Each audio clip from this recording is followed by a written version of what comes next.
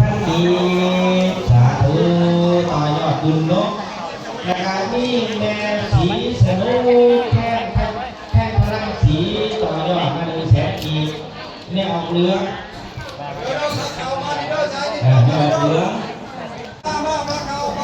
อันนี้พี่น้องบ้านกระทงคำเนาะพี่น้องบ้านกระทงคำ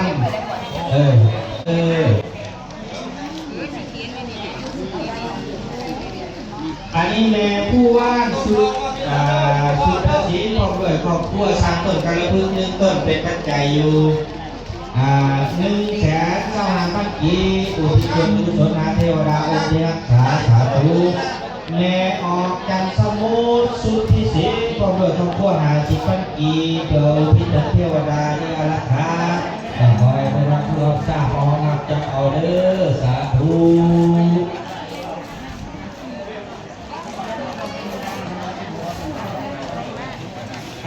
อันนี้เป็นพระราชดูจักเลยนะเปิดพระราชต่อยอดไปอีก1,000,000 กีสาธุเครื่องเสียงนี่เครื่องเสียงคนไหนเอาเบาแย่ๆคือเลยนะแต่ว่าในขอให้เพลินว่าใส่ในหน้าเข้าเครื่องเสียงก็น่าจะใจหรือเป็นตาเลยมันท่าเมื่อเนี่ยเมลองแช่รุ่งสุดที่บ้านสอนไส้ต่อยอดมา100,000 กีแล้วก็แม่ออกบุญสดีโมทนาต่อยอดมา100,000 กีเข้าพรสวรรค์พรสวรรค์ลงสุดที่ต่อยอดไปอีก50,000 กีอันนี้อ่านแล้วเลยตรงนี้เลยอันนี้ครอบครัวของแม่ผู้วัดทอดแม่ผู้วัดทอดพนุษย์พมจันทร์โมทนาเป็นปัจจัยอยู่500,000 กี10 กิโลกรัมนำดื่มอีกข้าวแป้งมาจาก USA อเมริกาเนาะมาจาก United of America แม่มาทำมาที่ไรออกเสียงคุยกันเลยแล้วก็นี่แม่ย่าทำสาธุมันน่าจะตายเนาะมันพ้นตายกีสาธุอันโมทนาบุญคำบุญสู้เด้อออกตัวอย่างโยมเนาะได้เท่าไหร่7กับ7เรื่องจีกับ7เรื่องบาทกับ7แค่ว่านี่แหละถ้าเลขออกอะไรนี่เรื่องของกูเนาะถ้ามาดูเลยว่าไงซื้ออะไรก็พอนะทำสู้เนาะตอนนี้ปัจจัยของมันละเนาะก็มีเลยซื้อครับนั่งร้อยมาโมทนาต่อยอดบุญอีกทำโมทนาบุญคำบุญสู้บุญมีแห่งทำเมื่อว่าก็เนี่ยยังได้จะได้เอาบ้านแสนกีสาธุแม่ฮุมานี่ต่อยอดอีก60,000 กีสาธุไม่ออก100สัตตาเอ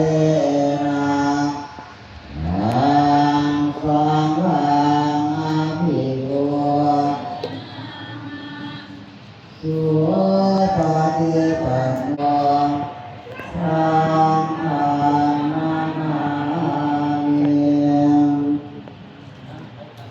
อุปาสวันตา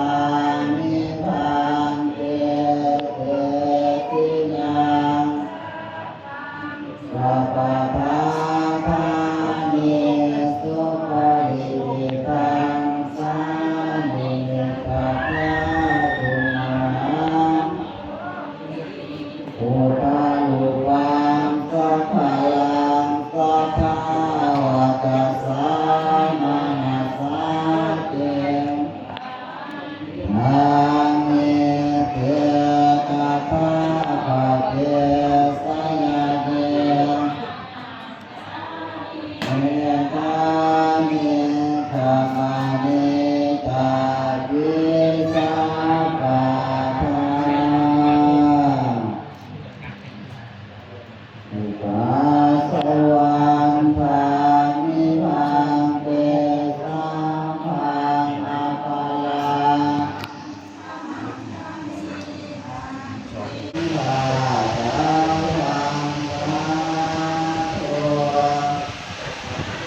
โยสาโยอนุโมทนาอามิวันทามิมันเตอุปาทาอายังเยเยสุเยสุยัตนาทายาเยสุเยสุยัตนาทายาเยสังเยสังเนนะสัมมาปัญจสิรายะตา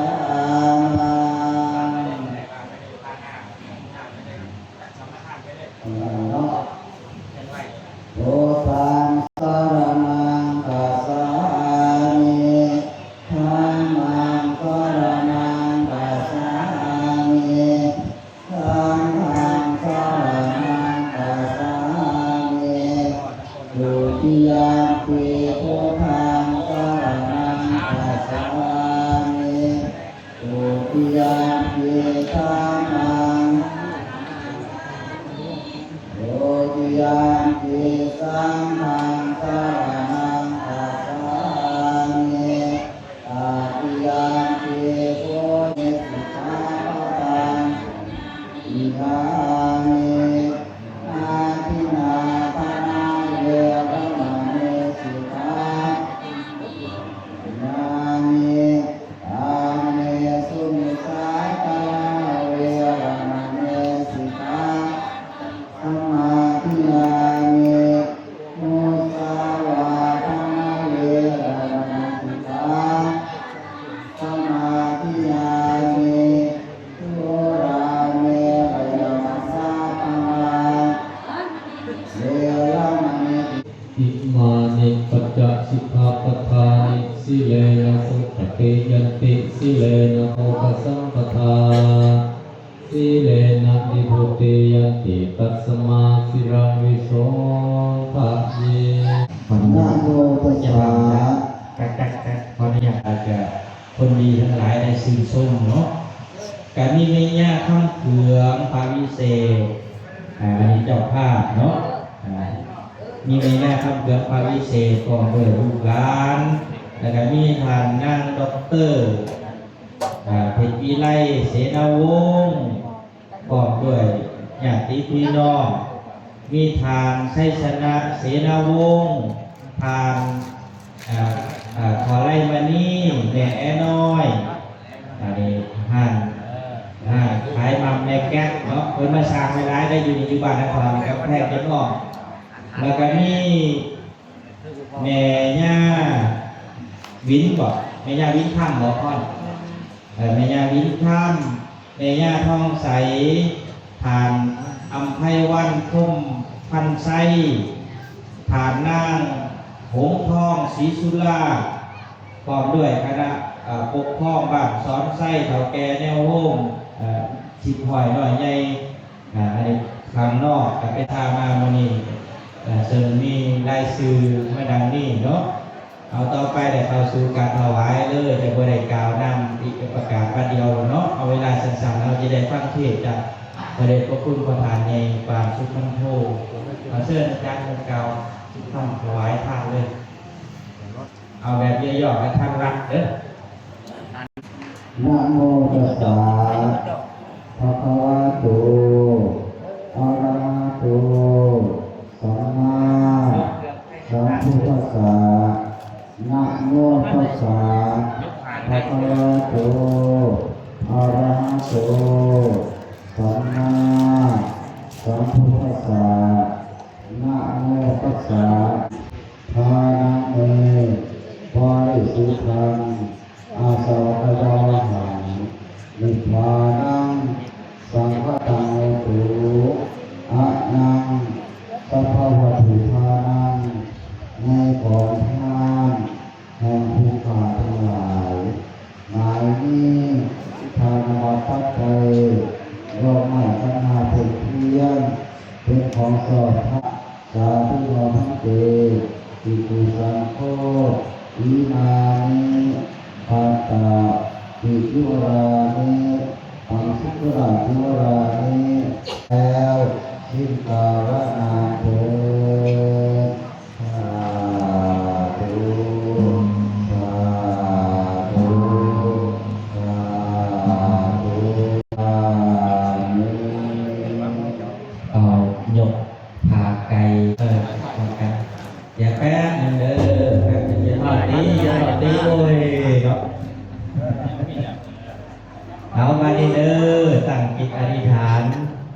ความบริสุทธิ์ของพระเจ้าทั้งหลาย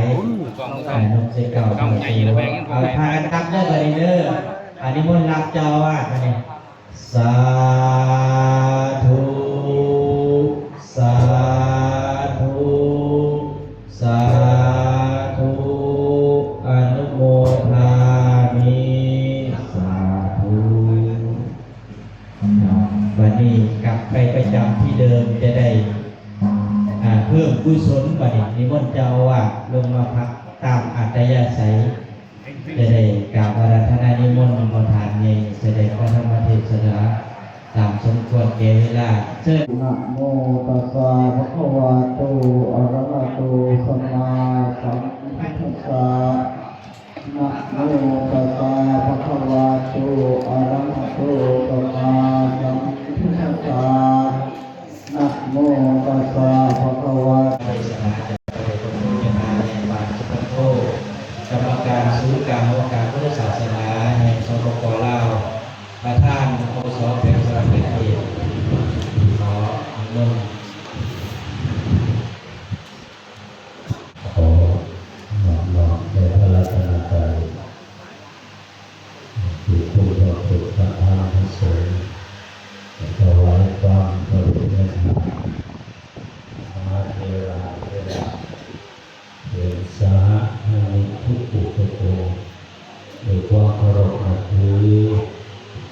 อย่างสูง